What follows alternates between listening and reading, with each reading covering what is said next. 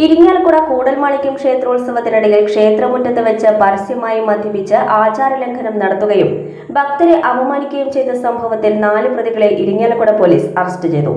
പടിയൂർ സ്വദേശികളായ തയ്യേരി വീട്ടിൽ പ്രതീഷ്, ശൂലംപറമ്പിൽ വീട്ടിൽ അനൂപ്, തയ്യേരി വീട്ടിൽ ലാലു മോഹൻ, തയ്യേരി വീട്ടിൽ അരുൺ എന്നിവരെയാണ് പിടികൂടിയത്.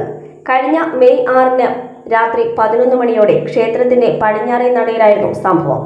ഭക്തജനങ്ങൾക്കിടയിൽ വെച്ച് പരസ്യമായി മദ്യക്കുപ്പി കൈമാറി മദ്യപിച്ച പ്രതികൾ ഇത് ചോദ്യം ചെയ്ത പരാതിക്കാരിക്ക് നേരെ മദ്യക്കുപ്പി നീട്ടി സ്ത്രീത്വത്തെ അപമാനിക്കുകയും ചെയ്തു. കലാപം ഉണ്ടാക്കുക എന്ന ഉദ്ദേശത്തോടെ മനഃപൂർവ്വം പ്രകോപനം സൃഷ്ടിക്കൽ, പൊതുസ്ഥലത്ത് മദ്യപിക്കൽ, സ്ത്രീത്വത്തെ അപമാനിക്കൽ എന്നീ കുറ്റവകുപ്പുകൾ ചേർത്താണ് പ്രതികൾക്കെതിരെ കേസെടുത്തിരിക്കുന്നത്. പ്രതികൾ മദ്യപിക്കുന്നതിന്റെ ദൃശ്യങ്ങൾ സാമൂഹിക മാധ്യമങ്ങളിൽ വ്യാപകമായി പ്രചരിച്ചിരുന്നു. ഈ ദൃശ്യങ്ങൾ കേന്ദ്രീകരിച്ച് നടത്തിയ ശാസ്ത്രീയ അന്വേഷണത്തിനൊടുവിലാണ് പോലീസ് പ്രതികളെ തിരിച്ചറിഞ്ഞത്. ഇരിങ്ങാലക്കുട SHO ദിലീഷ്, SI അഭിലാഷ് എന്നിവരുടെ നേതൃത്വത്തിലുള്ള സംഘമാണ് പ്രതികളെ പിടികൂടിയത്.